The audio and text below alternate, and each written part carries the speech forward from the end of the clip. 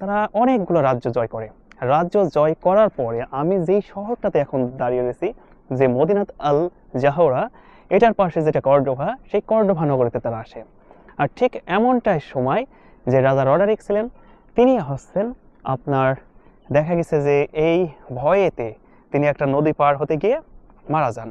ঠিক আছে, এরপরে শাসন ব্যবস্থায় আপনার চলে আসে মুসলিমদের কবলে। আর ঠিক সেই সময়টাতে আপনার এখান থেকে চালু হয় মুসলিম যে একটা কৃষ্টি কালচার, সেই কৃষ্টি কালচারটা শুরু হয়।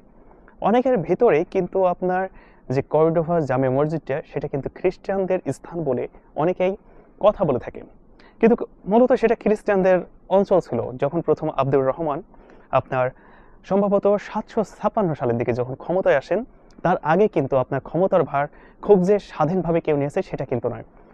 4 বছর আপনার এই অঞ্চল স্বাধীন হওয়ার পরে 4 বছর খালিদ বিন ওয়ালিদ আফ্রিকা থেকে কিন্তু তিনি শাসন ব্যবস্থা পরিচালনা করেন। 4 বছর পরে যখন মুসা বিন নুসাইর এখানে আসেন, আসার পরে তার ছেলে আব্দুল আজিজ। আব্দুল আজিজ যখন এখানে আসলেন, আসার পরে মুসা বিন নুসাইর তাকে একজন স্বায়ত্তশাসিত রাজা হিসেবে ঘোষণা করেন, এবং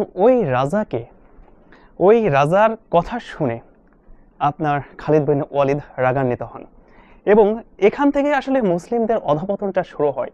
যেমন করে জয় করেছিল এই অঞ্চল, ঠিক সেইভাবে কাল্পনিকভাবে আসলে এই অঞ্চলটা হারাতে বসে। যখন 716 সাল, ওই সময়টাতে আপনার এখানকার প্রথম স্বায়ত্তশাসিত রাজা হন সুলতান আজিজ, যেটা হচ্ছে আপনার মুসা বিন নুসাইরের ছেলে। তারপরে এই খবর যখন আপনার খালিদ বিন ওয়ালিদ শোনেন, তিনি সেই থেকে বাগদাদ নগরী থেকে তিনি ঘোষণা করেন, যদি কোনো ব্যক্তি ওই আব্দুল আজিজের মাথা আমার সামনে নিয়ে আসতে পারে, তাকে 5 লক্ষ দিরহাম পুরস্কৃত করা হবে। কেননা ওই সময়তে খালিদ বিন ওয়ালিদ